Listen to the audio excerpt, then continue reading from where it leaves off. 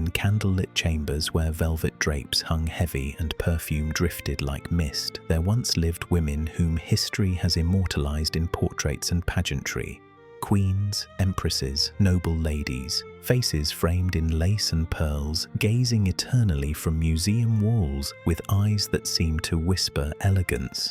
But behind the powder and grace was a truth rarely spoken aloud: hygiene, or rather, the absence of it.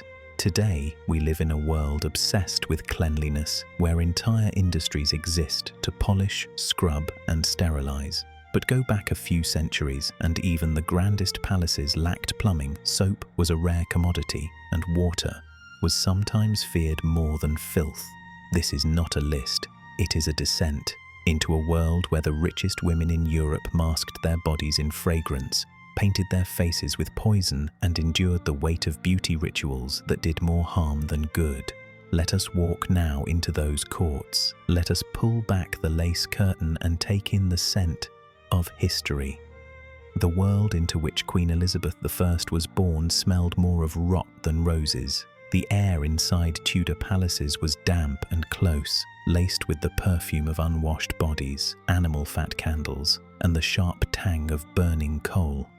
But Elizabeth, the Virgin Queen, was not just a monarch. She was an image, a myth, a symbol of England itself.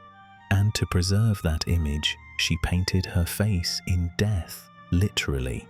Her signature white complexion came from a thick paste of white lead and vinegar, known as Venetian ceruse. Applied daily, it smoothed the skin, concealed blemishes, and left the wearer glowing with an ethereal, ghost-like brilliance. But beneath that beauty, the lead seeped into the pores, poisoning the blood. Her skin began to blister, flake, peel, and so she applied more. Each layer was both mask and prison. Elizabeth reportedly bathed once a month, whether she needed it or not, one courtier said, perhaps with a smirk, but her teeth, blackened by sweets and decay, grew so rotten that she avoided speaking directly to others in court. And yet she remained untouchable, holy even. To be clean, after all, was not the goal. To appear untouched, that was everything. As the Queen aged, she lost hair from both her scalp and brows, likely from years of toxic powders. Wigs replaced her thinning hair. New potions replaced old, but never the lead.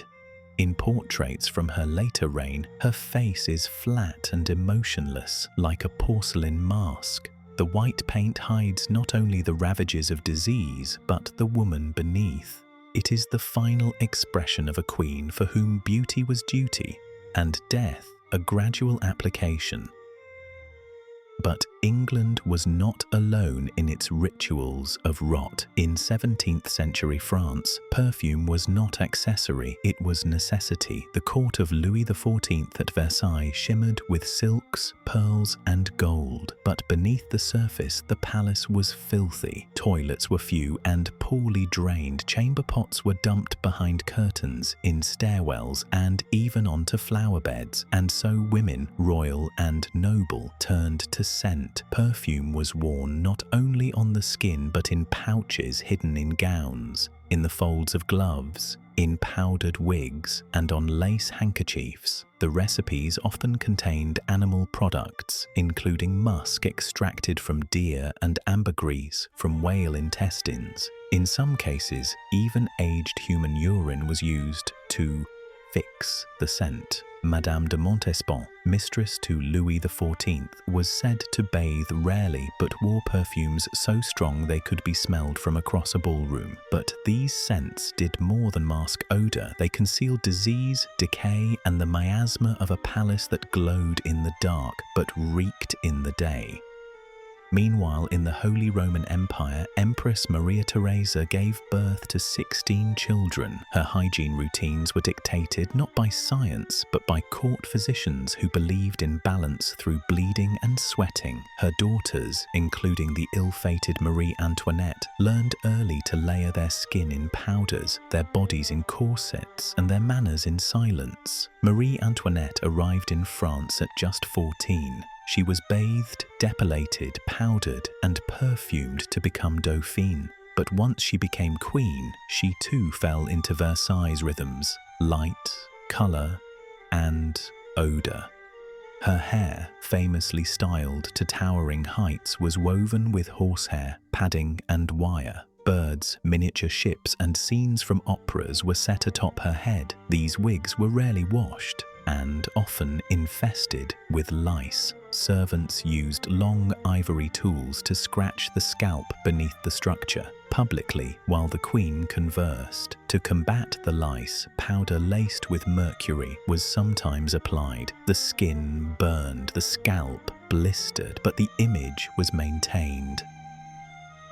Elsewhere in Europe, Queen Christina of Sweden rejected such expectations entirely. Known for her intellect and eccentricity, she reportedly bathed infrequently, wore men's clothing, and refused courtly perfumes. She travelled with a taxidermied lion, kept relics of saints, and sometimes smelled, as one ambassador delicately put it, like the tomb of a saint, unopened for many years. But Christina was an outlier. Most royal women were tightly bound by expectations of beauty, modesty, and fertility.